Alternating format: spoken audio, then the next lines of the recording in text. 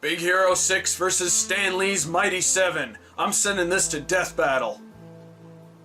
So I finally got to see Big Hero 6, Disney's version of the Marvel comic of the same name. That is apparently one of their more obscure comics. Seriously, I've talked to people who know Marvel comics way better than I do, and even they don't know much about this team. From what I understand though, they're kind of a joke in the Marvel universe. So I have a feeling Marvel just went up to Disney and was like, hey, we don't want this anymore. Here, you do something with it. So the plot of the movie is about a young prodigy named Hero who likes to spend his time in back alley BattleBots matches. Does anybody remember BattleBots? Anybody besides me? No? Yeah, that sounds about right. But his older brother wants him to go to a college for engineering and robotics to put his mind to better use. So in order to get into the college, there's a competition, and he comes up with these nanobots that can basically construct into anything.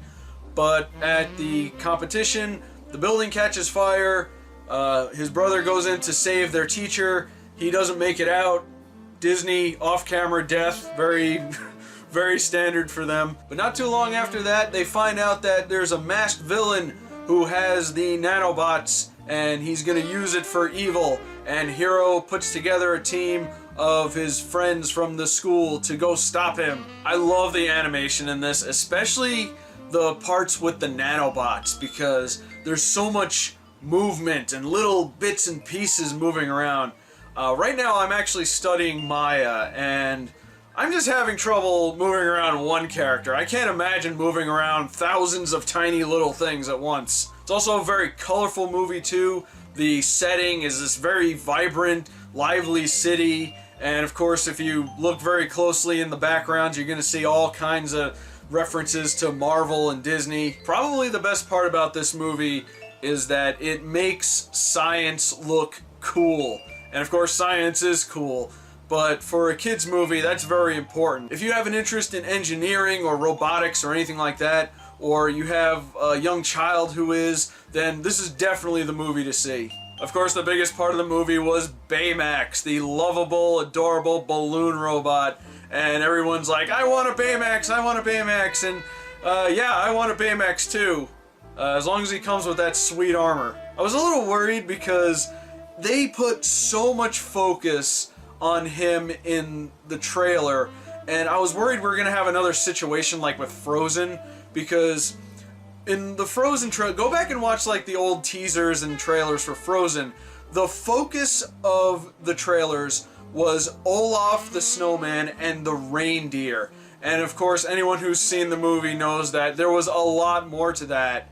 In fact, Olaf wasn't in the movie that much.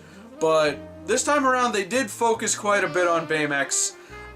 They kind of made him look a little goofy in the trailers, but... And not that he's not goofy, he is, but he was at least very lovable and likable. Of course, you got the rest of the team, which is a bunch of nerds, and I do love a good ragtag group of crime fighters. The best part is they were a good team.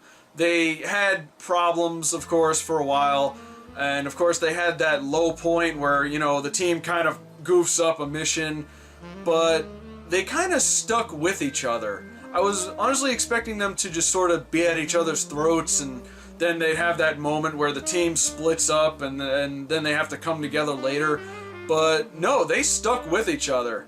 I didn't really expect that. The problem is there's not really a lot of character depth in this movie, aside from Hero. The rest of the team, we don't really get to know them that much. They're each given like one, maybe two character traits, and that's about it.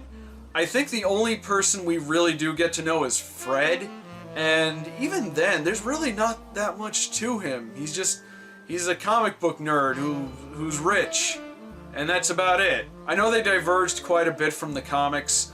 For example, they changed the ethnicities of a lot of characters, which is really good because it brings some much needed diversity to the world of superheroes. But again, I don't really have anything to compare them to, but it did still feel a little bit hollow. The plot of this movie was pretty standard as well. In fact, when I saw the trailers for it and I found out what the general plot was, even then I kind of figured out where it was going. I was wrong about who it was, but then I watched the movie and we got introduced to more characters, and then all the pieces kind of fell into place. Motivation was still kind of a thing they needed to explain, but yeah, the unfortunate thing is this movie is pretty predictable. Also, San Franocchio? Really? San Franocchio. That's what we're going with, huh? But despite the standard plot, I did enjoy the movie quite a bit. It was very funny. I liked Hero. I loved Baymax. Even the rest of the team, even though they lacked a bit of depth, they were really charming and fun too. I should also mention that this movie may have the best Stan Lee cameo to date. And if you do go see it, make sure you stay after the credits. After all, this is a Marvel movie. Based on what I saw after the credits, I do wonder if they have a plan for Big Hero 6. I do know that this is not part of the Marvel Cinematic Universe, obviously, because this is animated and those are live action. But I do wonder if maybe they have another movie in mind, or maybe a TV show. Maybe they'll show up on one of the Marvel animated shows. I don't know. I haven't really heard anything else about it. But it was a very solid movie. Definitely worth checking out. It was very short, too. I think I'm a little too used to 3-hour-long blockbusters. I kind of like that this was wrapped up in a relatively decent amount of time. Now, before I go, I want to leave off on 2 final thoughts. When it was announced that Marvel had given Disney one of their properties to adapt, there was a rumor going around that Disney may have given Marvel one of their properties to adapt. And the rumored property was Gargoyles. Now, I read this in an article, but the article was dated on April 1st. So, more than likely, it was just a prank. But there is some validity to this. I mean, Marvel did give them a property to adapt, so who's to say Disney hasn't already or won't give Marvel something to adapt? And if they do, I really hope it's Gargoyles. Can you imagine Marvel doing Gargoyles? I say Disney should follow through with it. That way they can have the last laugh, and we get to have an awesome return of Gargoyles. Made by Marvel. One last thing, and that's something I've been talking about with a lot of people. Now, the Oscars, as we know, kind of gives the shaft to a lot of animation. In fact, it was later found out that the Oscar committee does not even watch animated movies. They just kind of give the Oscar to Disney by default. Either them or Pixar. But the Oscar committee has been open about how much they dislike superhero movies. So, this year, Disney has made a superhero movie. Do you think they're gonna get the Oscar? I can imagine the inside of the meeting room of the Oscar committee right now just sort of pulling out their hair and freaking out. What do we do? What do we do? Here's a tip, Oscar committee.